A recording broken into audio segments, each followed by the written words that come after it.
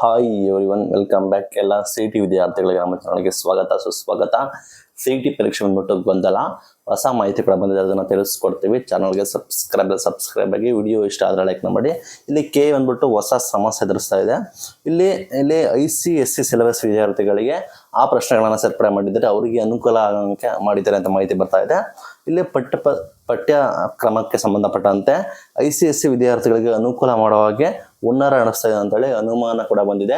ICSE syllabus ವಿದ್ಯಾರ್ಥಿಗಳಿಗೆ helpful ಆಗಲಿ ಅಂತ ಹೇಳಿನೇ ಪ್ರಶ್ನೆ ಪತ್ರಿಕೆಯನ್ನು ಕೂಡ KE ಪ್ರಿಪೇರ್ ಮಾಡಿದೆ ಅಂತ ಸಾಕಷ್ಟು ಜನ ಅನುಮಾನ ಕೂಡ ಕೇಳ್ತಾ ಇದ್ದಾರೆ.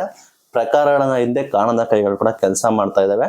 ಕೆಲವೊಂದು ಕಾಲೇಜುಗಳ ಜೊತೆ ಕೈ ಜೋಡಿಸ್ಕೊಂಡು ಈ ರೀತಿ NCERT ಸಿಲೆಬಸ್ ತರ್ತೀವಿ ಅಂತೇಳಿ ವಿದ್ಯಾರ್ಥಿಗಳಿಗೆ ಅನ್ಯಾಯ ಮಾಡಿದೆ ಅಂತೇಳಿ ಖಾಸಗಿ ಕಾಲೇಜುಗಳು ಈ ರೀತಿ ವಾದವನ್ನು ಕೂಡ ವ್ಯಕ್ತಪಡಿಸಿವೆ.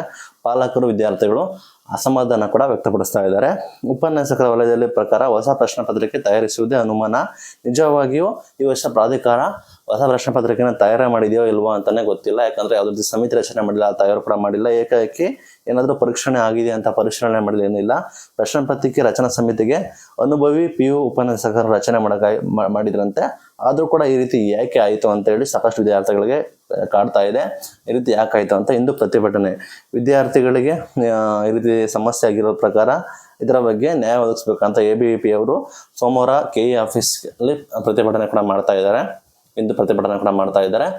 ಅದೇ ರೀತಿ ನಿಮಗೆ ಗೊತ್ತಿರೋ ಹಾಗೆ ಸಂಸದರಾದ ತೇಜಸ್ವಿ ಸೂರ್ಯ ಅವರು ಲೆಟರ್ನು ಬರೆದಿದ್ದಾರೆ ಗೌರ್ಮೆಂಟ್ಗೆ. ಈ ರೀತಿ ವಿದ್ಯಾರ್ಥಿಗಳಿಗೆ ಸಮಸ್ಯೆ ಆಗಿದೆ, ಇಲ್ಲಾಂದ್ರೆ ಪ್ರತಿಭಟನೆ ಮಾಡ್ತೇವೆ, ಇದರ ಬಗ್ಗೆ ಶೀಘ್ರ ತೀರ್ಮಾನ ಕೈಗೊಳ್ಳಿ, ವಿದ್ಯಾರ್ಥಿಗಳಿಗೆ ಸಮಸ್ಯೆ ಆಗ್ತಾ ಇದೆ.